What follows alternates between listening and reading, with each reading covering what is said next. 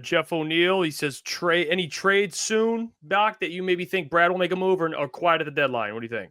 Yeah, no, I'm more thinking the deadline. Hell, let's not leave without Trey Hendrickson, right? Let's keep hoping you thump those Bengals so you can get another defensive end. Look,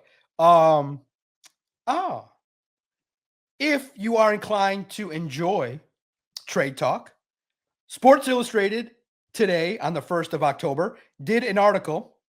You can visit the great site, Active, one of the best sites in the world, si.com. They did an article where they suggested one trade for every NFL team. So I, obviously, being that I'm partners with them, piggybacked off of them. And a name to pay attention to, I believe it's Granderson.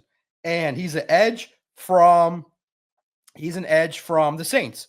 He's done okay, familiar with the Lions, and he's on my radar. And Sports Illustrated, I'll give away the click here because I got a lot of them today. It was really, really a special day. The Lions are potentially in an SI.com projected trade, being theoretical, considering giving up a third-round pick for Granderson to bring another edge here. So I like it. SI's Matt Verderame, great writer. If you go to Lions on SI, you can see the trade terms. Good stuff. You can never have too much edge rusher help. Again, it's a speculative what-if kind of trade, but it's great. You guys loved it. Great numbers. And he's a good player. And would serve a nice role, maybe even better than Marcus Davenport. So we do think there's a chance Brad still could add an edge. I know people don't want to hear that.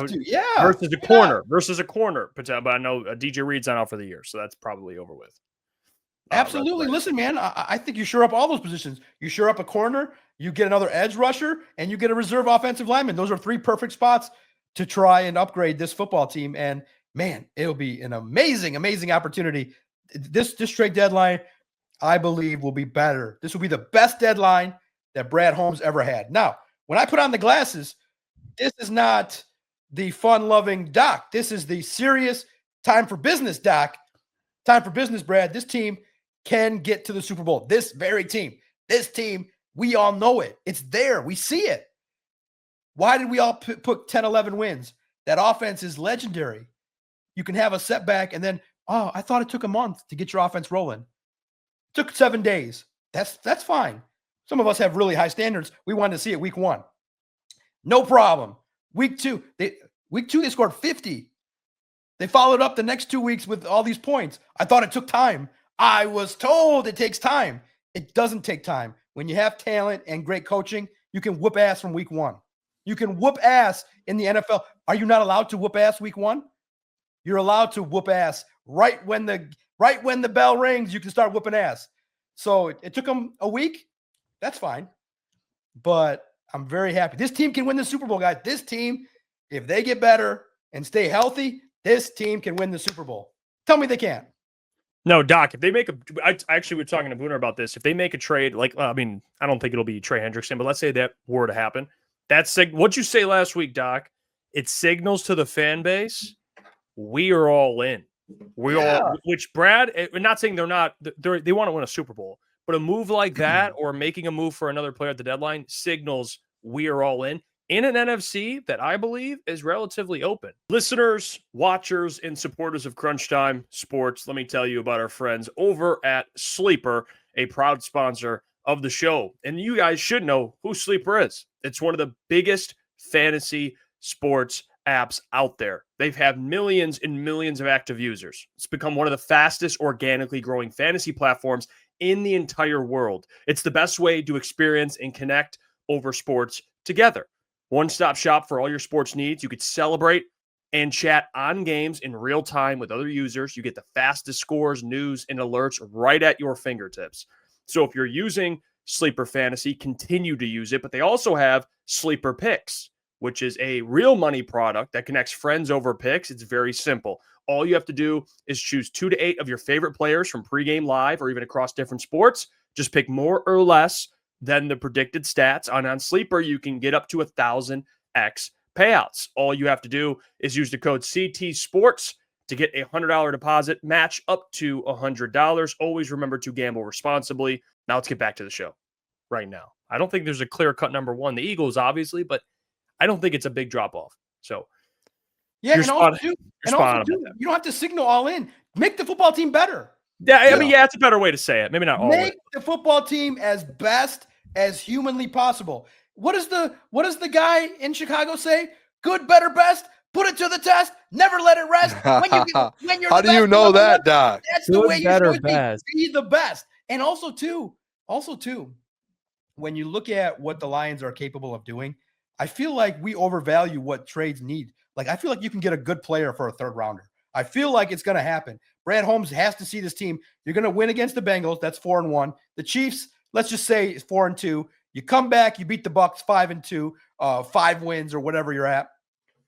This football team has a chance to really solidify themselves at the deadline. What better way to show your fan base that we're ready than to improve both sides of the ball? Get after it for Jared Goff and give him a chance, man. I'm excited. Something's going to happen. I see 2 moves, and I see 1 on each side of the ball. I'm excited. I'm really excited for the future of this team. And the reason why everybody was mad had a head on their shoulders after week 1 was the reason why you're mad is because you realize they fell so far short of their potential. You don't think I thought that they could score 50 points against the Bears? I thought that they could do that week 1.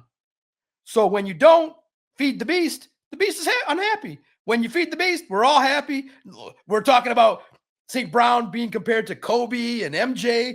Dan Campbell is, the best coach in the NFL. Aiden Hutchinson, DPOY. Who doesn't like this kind of talk? Me, I love it. This is the best time. Numbers are through the roof. Your engagement's through the roof. It's fun to do the job and get up and lose your voice covering a team that wins as opposed to something else. So I'm truly enjoying every single moment of covering this team. But at the same token, I'm like Dan Campbell. They won the game. Was it 34-10? He stands up and says, this is not good enough. That's the standard. Who cannot love that? I love that. Chris Bird says, what do you think Wingo can bring to the table? Well, he's actually been a healthy scratch, though. Yeah, multiple times, too. Not just like 1 week. It's been like since week 2, I think. Yeah, healthy scratch. Why? Other guys are stepping up, matchup based. Lacey stepped up. It's one of those deals where, they have not felt like he could be the best player on the field. That's how the Lions are. If you're not the best guy to come out, the best 48, 49 that plays every week, you're a healthy scratch. So I think he can be a good role player against the run, a little undersized, but I think he's far away from being a guy you count on. You got to count on Al-Quadin Muhammad right now, Lacey, maybe in a new addition, and you count on the guys that are bringing you to the dance currently. And so far, so good. Pat O'Connor's of the world. So far, so good. They're playing well. Hey, what's going on there? It's Jeff Iafrate. Appreciate you for finishing the video. You can check out one of the videos here suggested or show support by commenting, liking, and subscribing. And buy your merchandise, officialctsports.com.